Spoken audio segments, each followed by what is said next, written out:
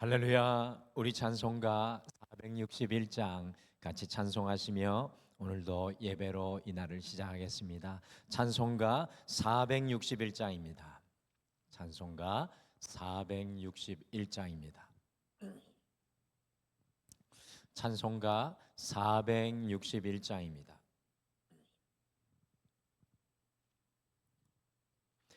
십자가를 질 수 있나 주가 물어 보실 때 죽기까지 따르오리.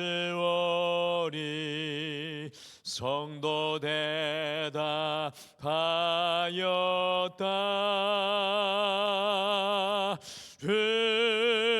우리의 심령 주의 것이니 주님의 형상 만드소서.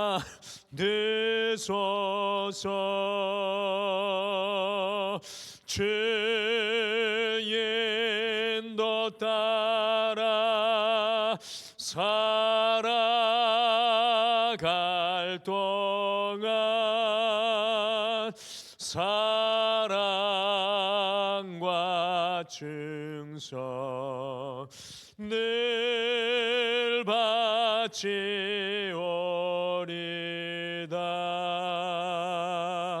너는 기억하고 있나 구원받은 강도를 그가 회개하였을 때 낙원 허락 받았다.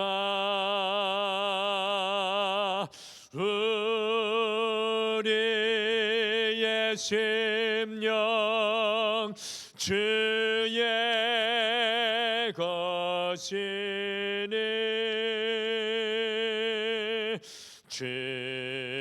주님의 형상 만드소서.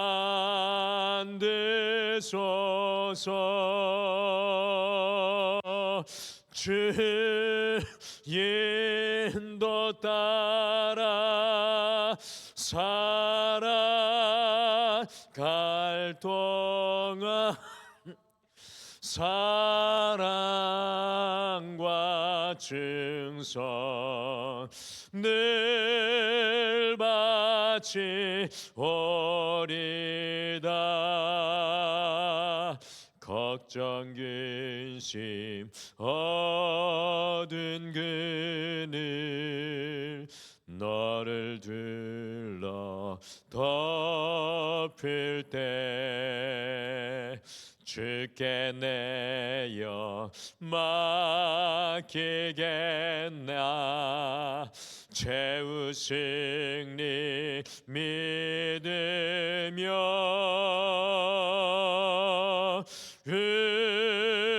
우리의 심령 주의 것이니 주님의 형상 만드소서.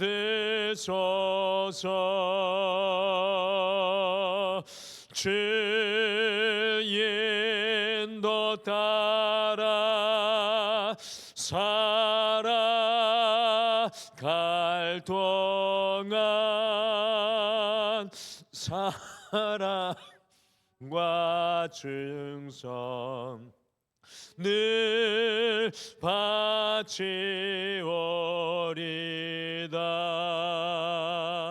이런 일 다 할 수 있나 주가 물어 보실 때 용감한 자 바울처럼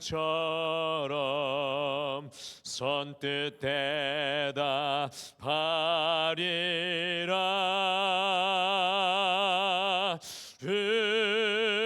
우리의 심령 주의 것이니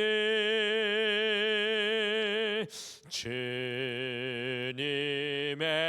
형상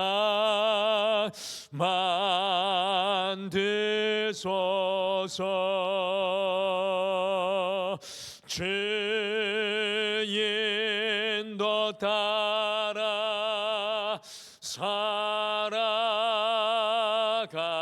동안 사랑과 충성 늘 바치오리다.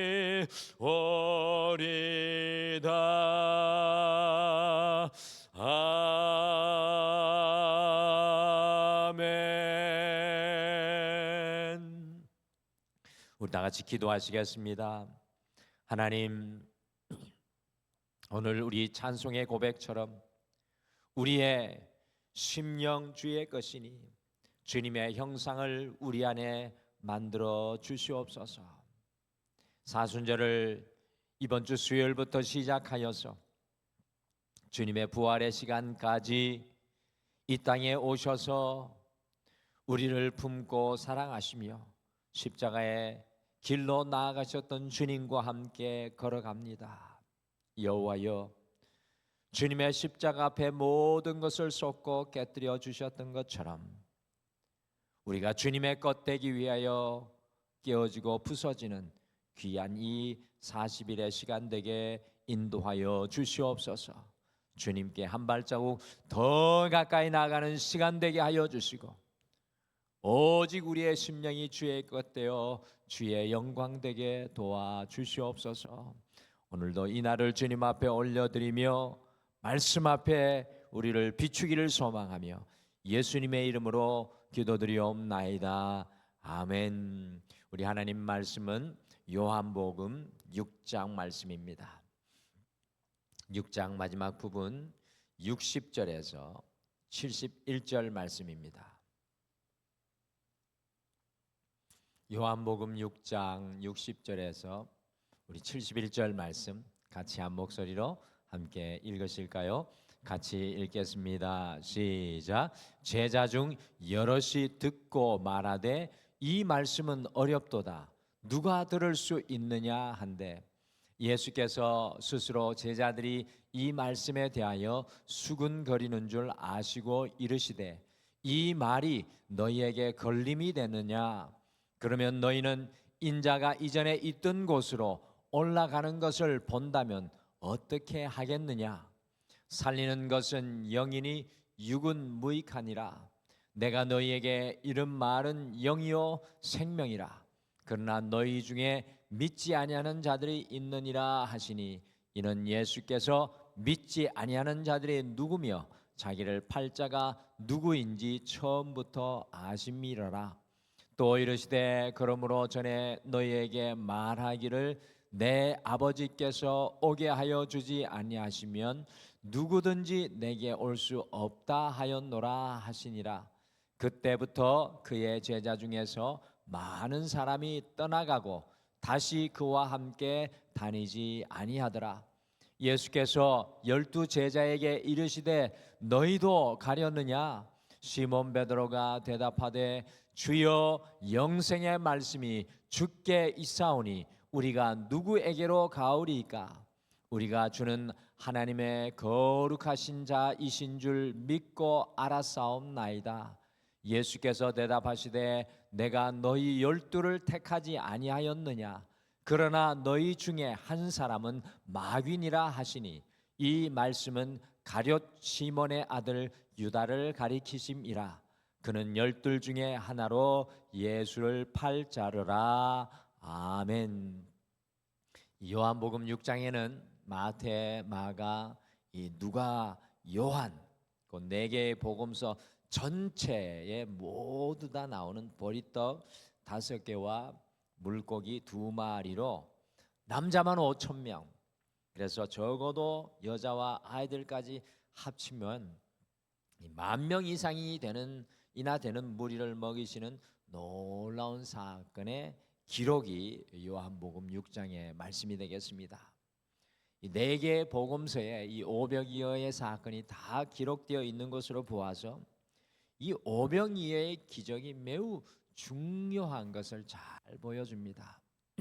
이스라엘 백성들이 광야에서 40년간 만나를 먹었던 것과 같이 오늘 이 베세다 광야에서 예수님께서 또 이 큰 무리를 먹이시는 장면이 구약과 신약을 또한 관통하고 있습니다. 그런데 이 다른 복음서와 달리 요한복음에서는 이 오병이어의 기적 사건만을 기록하고 지나가는 것이 아니라 예수님께서 직접 이 오병이어의 사건에 초점을 맞추는 것을 넘어서서 요한복음 6장에는 예수님께서 직접 이 사건을 해석해 주셔서 오병이어의 사건이 기적을 넘어가지고 표적이 되는 이 일이 요한복음 6장에는 일어나고 있습니다. 그래서 요한복음 6장에는 1절부터 71절까지 매우 긴 말씀이 이렇게 예수님의 음성으로 기록되어 있습니다. 특별히 요한복음 6장에서는 7가지 예수님의 신성을 선포하는 에고 에이미, 나는 무엇이다 라는 첫 번째 선포인 나는 생명의 떡이다 라는 예수님이 자기 자신을 선포하여 알려주시는 말씀으로 이 오병이어를 이 사건을 해석해 줍니다. 6장 2절에 수많은 사람들이 예수님의 기적의 사건을 보고 따르고 또한 오병이어의 사건을 통해서 갈릴리 이편에 있던 제자들의 무리가 또 예수님이 건너편으로 건너간 것을 보고 거기까지 예수님을 찾아 사람들이 몰려들고 있었습니다. 그러나 예수님께서 나는 생명의 떡이다, 나를 먹고 마시라는 예수님의 말씀에 예수님을 쫓았던 많은 사람들이 오늘 말씀에 보면은 예수님을 떠나는 장면에 말씀이 나오고 있습니다. 예수님의 기적을 보고 쫓았다가 나는 생명의 떡이니 나를 먹고 마시라고 하니 다시 떠나는 무리들의 반응을 통해서 예수님을 향한 세 부류의 무리들이 오늘 말씀 속에 발견됩니다. 그들이 무엇을 위해 예수님을 쫓았고 무엇을 예수님께 기대하고 있었는지 오늘 말씀은 우리에게 잘 보여줍니다. 그래서 우리는 과연 우리가 어떻게 일평생 주님을 쫓아야 할지, 어떻게 주님을 따라가야 할지, 오늘 찬송처럼 십자가를 질 수 있나라는 예수님의 그 물음에 어떻게 대답하며 우리가 주님을 따라가야 할지 오늘 말씀을 통해서 배우겠습니다. 그래서 오늘은 예수님을 향한 세 부류의 무리들, 예수님을 향한 세 부류의 무리들이라는 제목으로 세 부류가 어떻게 주님을 따랐는지 우리가 함께 살펴보시면서요, 우리 자신을 돌아보면서 우리의 삶에 함께 적용하겠습니다. 오늘 말씀해 보니까 예수님을 떠나는 무리들은 물질 중심이었습니다. 오늘 예수님을 떠나는 많은 무리들이 있는데 이들은 물질 중심이었습니다. 이 병자들을 고치고 오병이어의 놀라운 기적을 행한 이후에 수많은 사람들이 예수님을 따랐습니다. 그것의 가장 큰 이유가 무엇이었겠습니까? 예수님께서 수많은 무리가 당신을 쫓는 이유를 정확하게 요한복음 6장에 기록하고 당신의 육성으로 이야기해 주십니다. 같이 요한복음 6장 26절 말씀 같이 읽겠습니다. 시작. 예수께서 대답하여 이르시되 내가 진실로 진실로 너희에게 이르노니 너희가 나를 찾는 것은 표적을 본 까닭이 아니요 떡을 먹고 배부른 까닭이로다. 예수님께서 사람들이 오병이어의 사건을 통해 당신을 찾는 것은 표적을 본 까닭이 아니라고 합니다. 오병이어의 사건 속에 숨겨진 생명의 떡이신 예수님을 발견하고 쫓는 것이 아니라 떡을 먹고 배부르게 되어 곧 떡 때문에 예수님을 쫓았다라고 말씀하고 계신 것입니다. 나를 먹고 마시라는 예수님의 말씀을 듣게 되었을 때 60절에 보시면 사람들이 이 말씀은 어렵도다, 이 말씀은 받아들일 수 없도다 라고 하며 불평하고 수근거리고 있습니다.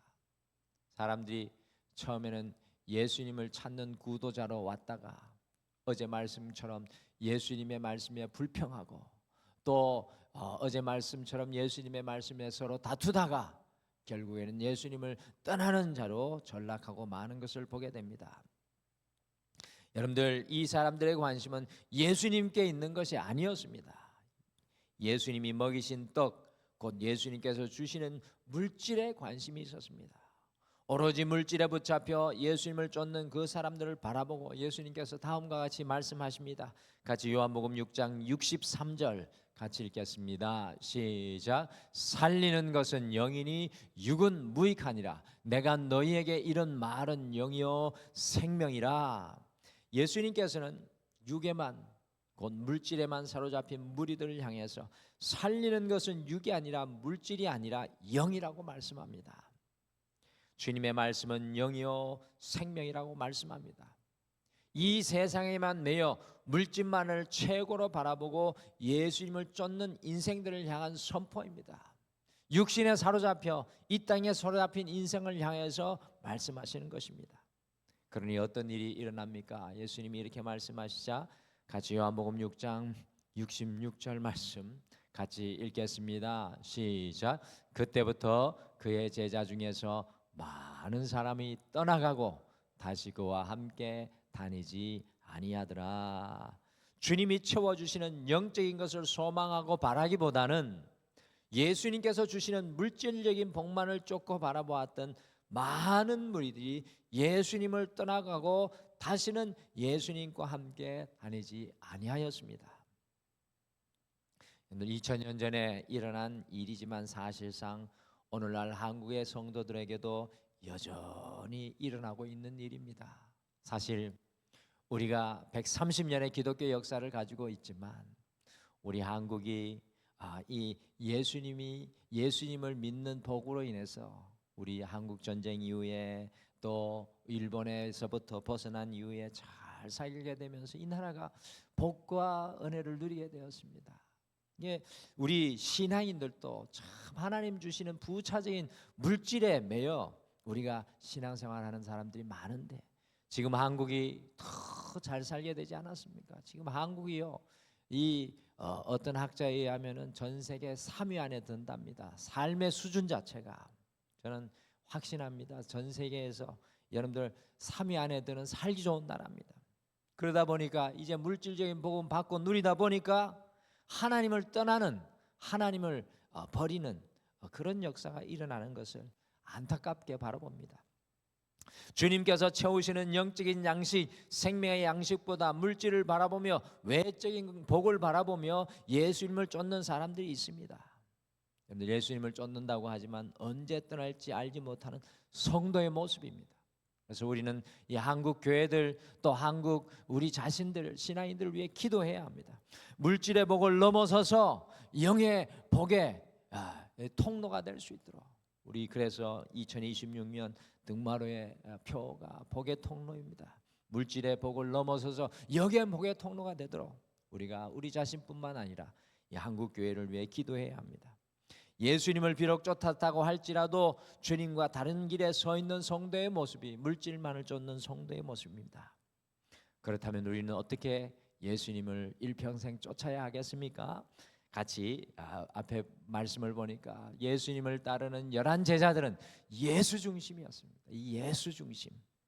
수많은 무리들이 물질 중심으로 예수님을 쫓다가 떠나가니까 예수님께서 67절에 12 제자들에게 고개를 돌리시고 너희도 가려느냐라고 질문하셨습니다. 수많은 무리들이 떠나는 것을 보시고 얼마나 우리 예수님께서 안타까우셨겠습니까? 그러나 예수님은 분명히 65절과 같이 하나님께서 보내주지 않으면 주님께서 올 수 없다는 것을 잘 아셨습니다. 그런데 12 제자들이 너희도 가려느냐라는 예수님의 말씀에 어떻게 대답을 하고 있습니까?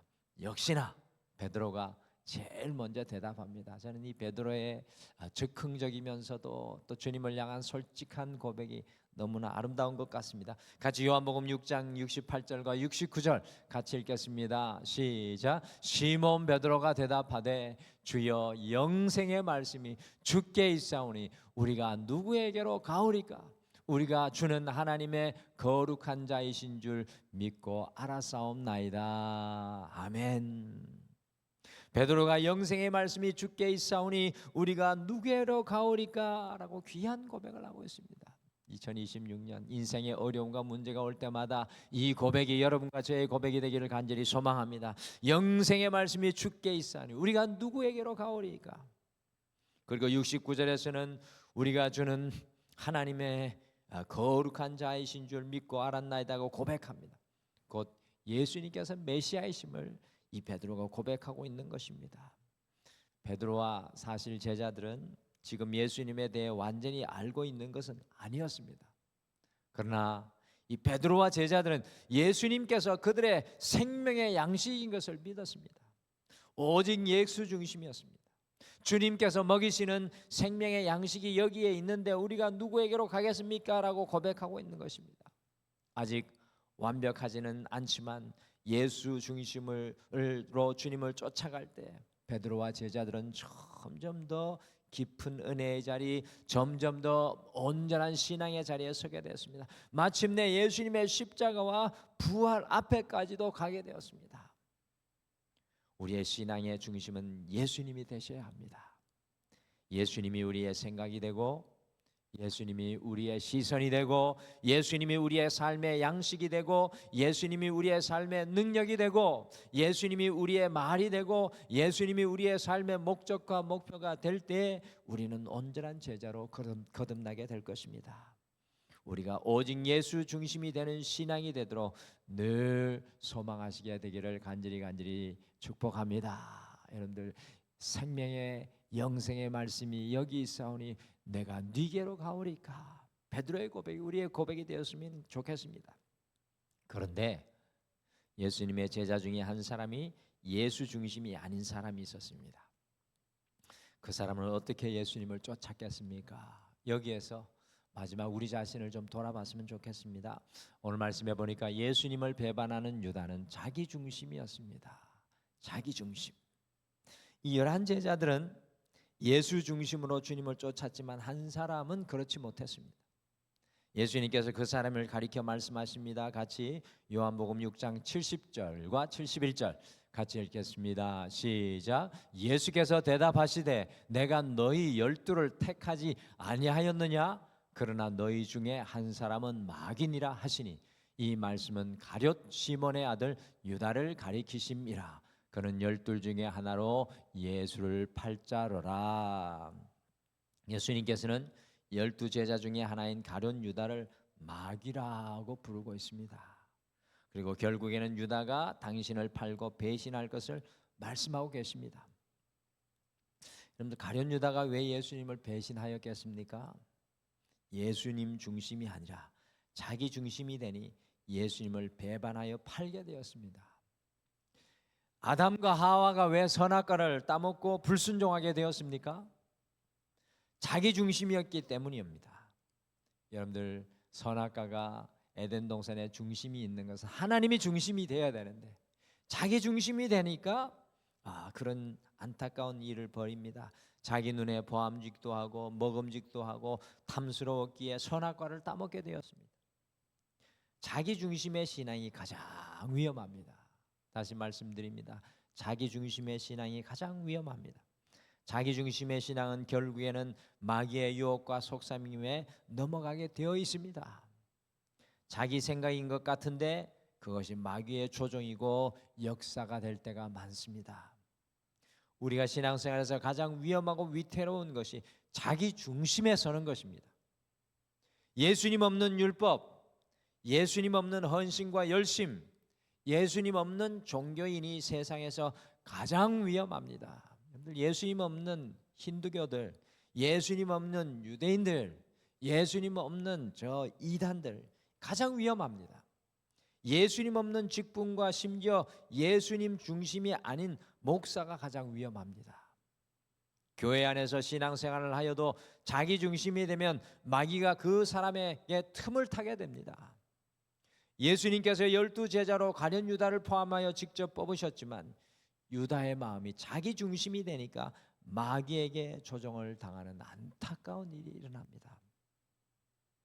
여러분들, 교회들이 왜 흔들리고 깨어지고 하나님의 거룩한 교회가 왜 이 안타깝게도 무너집니까? 가장 큰 이유는 성도가 자기 중심이 되기 때문입니다. 그 교회 예수 중심이 되면 사는데 자기 중심이 되니까 그 안에 마귀가 틈타게 되어 있는 것입니다.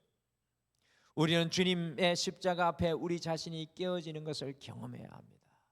이 사순절의 시간이 그런 시간입니다.